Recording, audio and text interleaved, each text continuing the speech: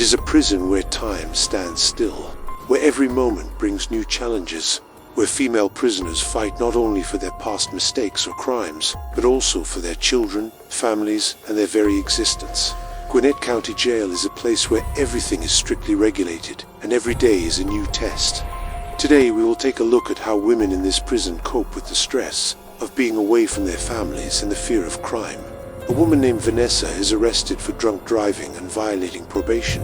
Upon entering Gwinnett County Jail, she is required to remove all her clothes. She is required to put all her belongings in a bag and put on a specific outfit. She is then taken to a general cell. It is very important to mentally manage her thoughts, fears, and stress. New prisoners gradually learn about the prison's rules, the behavior of other prisoners, and the strict security measures. In the event of a conflict, the rapid response team takes quick action so that no one gets hurt. The mental stress of women in prison is high. First-time mothers or new prisoners often worry about their children and families. They maintain contact with their families through limited phone calls or letters during designated times. Many mothers break down in tears because their children cannot understand why their mothers are no longer with them. On special days, like Mother's Day, the jail authorities deliver letters or small messages from their children. These tiny moments of connection bring a faint smile to their faces, even though the reality around them remains difficult and heavy. Here, the women slowly learn to cope with their mistakes, the distance from their families, and the emotional pressure of confinement. Over time, they begin to regain a sense of inner stability. Even with limited freedom, the bond with their children and families becomes their greatest source of strength. For many inmates, that connection becomes the only support they can rely on, a small but powerful reminder of hope in the harshness of their daily life. When a woman enters Gwinnett County Jail, she is given a handbook. This 43-page booklet explains every rule and procedure in detail.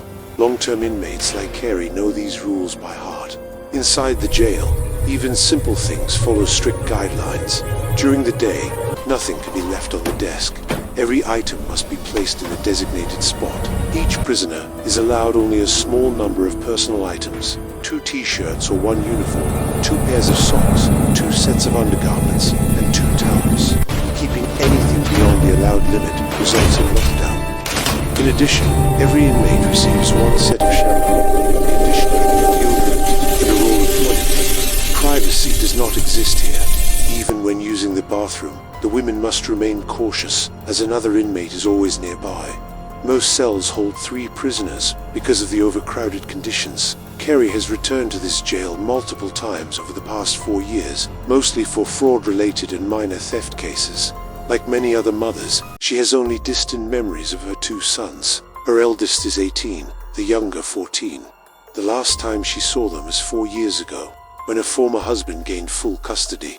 For Kerry, entering her cell feels strangely familiar, almost like a routine she no longer questioned.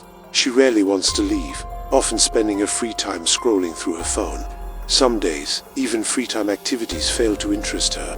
Hoping for a better day has slowly turned into a simple, quiet prayer. One of the few comforts inside this jail is the therapeutic group sessions, where women support each other emotionally. Kerry carries memories of past physical and emotional distress, buried deeply, yet sometimes resurfacing without warning.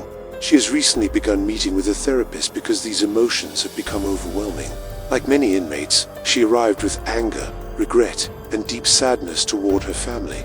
She wants to write to her brother, apologize, and express the guilt she carries. Then, a devastating message reaches her. Her eldest son has passed away in a car accident. She had not seen him for 4 years, and now the loss hits her with unbearable force. To cope, Kerry withdraws for a while, trying to process the pain. She knows how important emotional support is in a place like this. Talking to friends, crying, or even sharing a moment of laughter, these small connections help her stay steady. Kerry's close friend Lorna also struggles with the absence of her family. Lorna has been in the jail for 2 years, facing multiple charges. Over time, she has adapted to the environment and tries to stay mentally grounded. For her, family remains her greatest source of strength. Lorna's closest companion is Sarah, with whom she is writing a novel. They encourage one another, exchange ideas, and finish chapters under the moonlight beside the small window of their cell. This little creative space brings rare comfort and emotional peace into their confined lives. This is how the women of Gwinnett County Jail cope with the harshness of incarceration, the distance from their families, and the weight of their past. Through creativity, friendship, and emotional support, they find ways to manage the pressure that surrounds them. In cell block 6, 4 immigrant women are brought in after a routine roadblock check. Some were driving without a license. The purpose of the checkpoint was simply to verify licenses and insurance, not immigration enforcement. Those without a valid license were brought to jail, and foreign-born detainees follow a separate legal review process. Their fingerprints are taken, and depending on their records, some may be released while others may be transferred for further review. 19-year-old Nicole was arrested for driving under the influence and violating open container rules. She cried as she called her mother, but her mother chose not to post bail.